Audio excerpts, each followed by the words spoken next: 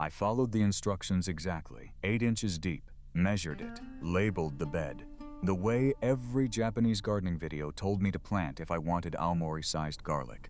I waited 9 months, and when I pulled those bulbs in July, I understood 2 things at once. The first, why the 8-inch method gets the results it gets. The second, that Aomori farmers have never planted their garlic 8 inches deep, not once, not ever. What they actually do is stranger, simpler, and the people spreading the 8-inch advice clearly never stopped to check the source. Garlic is a 9-month commitment. You put a clove in the ground in October, you water it once, you cover it, and you wait through the entire winter, through spring, through the long, slow weeks of summer. In July, you pull whatever the soil has made. If the advice you followed was wrong, you don't find out until July.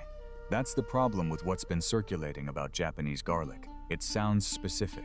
8 inches, Aomori, the Fukuchi white variety. Those details feel authoritative, but one of them is completely fabricated. And it's the one detail that determines everything about what comes out of the ground. Takkomachi is a town of roughly 6,000 people at the base of the Aomori Mountains in northern Japan. 80% of that town is dense forest. Winters regularly drop to -4 degrees Fahrenheit. The original soil was volcanic ash, loose, nutrient-poor, essentially useless for serious farming. In the 1960s, the men of Takkomachi were leaving their families every winter to find work in the cities. The land couldn't feed them through the cold months. What they built over the following decades, remediating volcanic ash through collective labor, selecting a hardneck cultivar with cloves the size of a thumb, building a cold storage facility that holds 350 tons of garlic at exactly 28 degrees Fahrenheit. No one who saw that land in 1960 would have predicted what it became. Today, Takkomachi produces 80% of all garlic grown in Japan.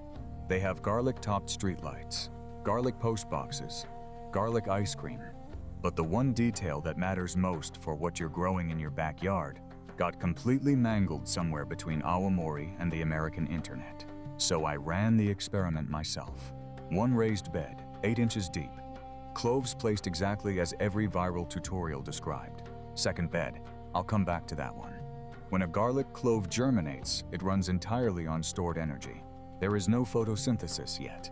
The plant is burning through its own carbohydrate reserves just to push a shoot up to the surface. At 2.5 inches deep in loose, well-amended soil, that emergence takes almost no energy. The plant saves its reserves for root development and leaf production once it breaks through. At 8 inches in typical American garden soil, that clove is fighting through compacted earth with decreasing oxygen and temperatures that stay colder than the surface for weeks longer into spring. It burns through most of its reserves just getting to daylight, and it arrives late. Garlic doesn't bulb continuously. That process is triggered by day length, the increasing hours of light in late spring. The plant stops making leaves and starts swelling its cloves on a calendar, not a schedule you control. The size of that final bulb is directly proportional to how much leaf canopy was photosynthesizing when that signal fired. A plant that emerged 3 weeks behind has 3 fewer weeks of leaf development. The bulbing signal doesn't wait for it. That's what came out of my 8-inch bed, technically formed, decent size. The kind of garlic you'd be satisfied with from a grocery store, not what Aomori produces. 8 inches deep didn't come from Japan. It didn't come from Aomori. It came from 3 completely separate pieces of agricultural advice that got collapsed into one number somewhere in the content machine. Here they are. Number 1, when you grow garlic in a container, a pot, a planter, a window box, the container must be at minimum 8 inches deep to give the root mass room to expand. That's container depth, not planting depth. The clove inside that container still sits only 2 inches below the surface. Number 2, the standard recommendation for garlic mulch is 5 to 8 inches of loose organic material laid over the bed. Straw, shredded leaves, that's mulch depth. The clove underneath it is in the first 2 to 3 inches of soil. Number 3, agricultural guides recommend tilling or broad forking the bed to 10 or 12 inches before planting to break up compaction layers. That's tillage depth. Again, not where the clove goes. 3 different measurements, 3 different purposes, all involving the number 8. When those instructions went through the content cycle, stripped of context, recombined by people who had never grown Aomori garlic, they became one viral directive: bury the clove 8 inches deep. The actual number, straight from Aomori's own farming tutorials, is 5 to 7 centimeters. That's just over 2 inches. So I replanted, not 8 inches down, 2.5 inches. Then I covered that bed with 7 inches of wheat straw. And what I was doing, what Aomori farmers have always been doing, isn't a depth strategy at all. It's a thermal insulation strategy. And once you see it that way, you can't unsee it. Takkomachi spends December through April, under a meter of snow. Here's the thing about snow that most people never think about. It's an extraordinary insulator. The air pockets packed inside snow give it an insulating value comparable to fiberglass bats. When a meter of snowpack sits over a garlic bed through the entire winter, it holds the soil temperature at almost exactly freezing constant, stable, never plunging to the lethal temperatures above the surface. That prevents frost heaving, the phenomenon where repeated freezing and thawing of topsoil physically pushes a shallow planted clove upward out of the ground, exposing it to killing air temperatures.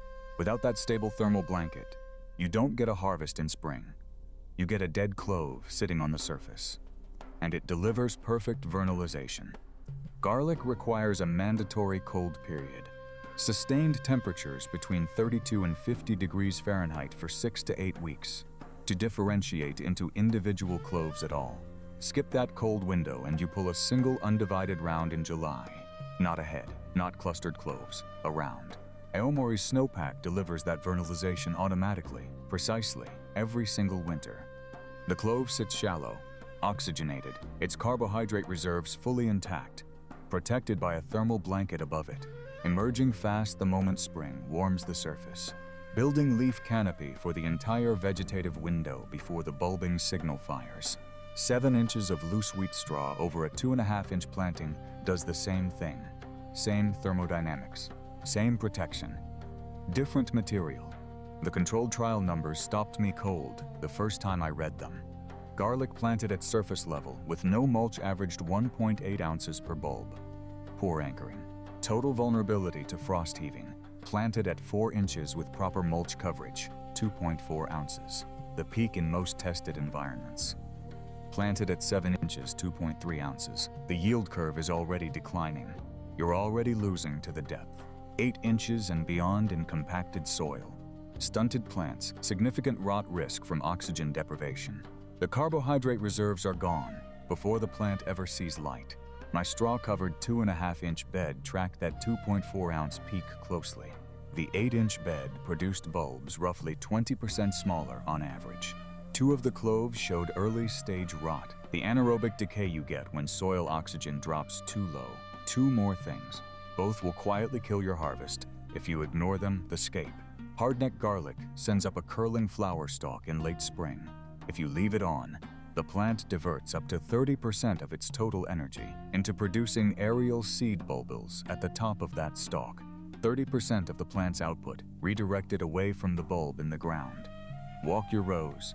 Remove every scape, no exceptions, and nitrogen timing. Garlic is a heavy feeder early. Work finished compost into your bed before planting. That feeds root establishment and the full vegetative growth phase. But nitrogen applied late. Once the plants are tall and the bulbing window is approaching, tricks the plant into producing more leaves instead of swelling cloves. Beautiful green growth above ground, almost nothing below. Front load the fertility. Stop feeding entirely when the scapes form. One more detail, and this one surprised me most. Standard garlic spacing is a 6-inch grid. What happens if you shift those rows to a staggered, offset pattern? Same 6-inch distance between plants, but alternating rows so no plant sits directly behind another. In a documented trial, total harvest weight increased from 9 pounds to just over 12 pounds in the same bed footprint. Same spacing, different geometry, nearly 40% more garlic. Staggered rows mean each plant catches more sunlight because it isn't shadowed by the one directly behind it. That belongs in every garlic bed.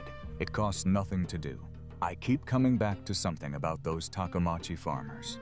They were working volcanic ash soil in -4-degree winters, watching their families leave every year because the land couldn't sustain them. What they built wasn't a trick. It was a careful understanding of what their environment was already doing, insulating, protecting, vernalizing, and a decision to work with it rather than override it. The 8-inch myth took that understanding, stripped every piece of context, and replaced it with a number. Your garden doesn't have an Aomori snowpack, but it can have straw. And straw will do exactly what snow does if you plant shallow enough to let it work. 2.5 inches down, 7 inches of straw over the top, every scape removed by hand. Compost worked in early, stopped cold before summer. Rows staggered, not aligned. That's the method, not complicated, just buried under bad advice. If this changed how you're thinking about your fall planting, drop the word scape in the comments below. I read every single one, and I want to know how many of you are reworking the bed.